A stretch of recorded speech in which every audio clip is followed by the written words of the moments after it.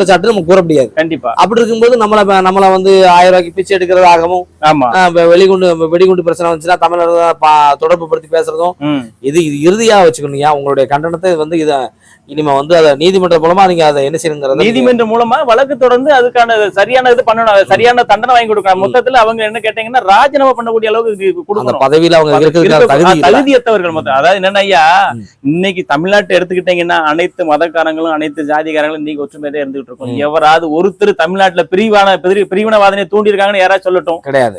இன்னைக்கு இந்துல இருந்து கிறிஸ்டின்ல இருந்து முஸ்லீம் இருந்து அனைத்தும் நாங்கள் ஒரு தாய் பிள்ளைகள் போல, நாங்க அண்ணன் தம்பி போல, சகோதரன் போல நாங்க இருந்துகிட்டு இருக்கோம்.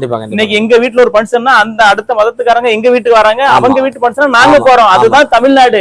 இன்னைக்கு மணிப்பூர்னு எடுத்துக்கிட்டாலும் சரி, ஆந்திரா எந்த மாநிலத்தை எடுத்துட்டாலும் சரி, வெளி மாநிலத்தை எடுத்துட்டாலும் சரி, இன்னைக்கு இப்ப ராமர் கோயில்னு சொல்லி இப்ப திறந்திருக்கிறாங்க. அது அயோத்தி என்பது ராமருடைய ஜென்ம பூமின்னு சொல்றாங்க. ராமன் எங்க வாழுகிறான் முதல்ல அதை சொல்லுங்க.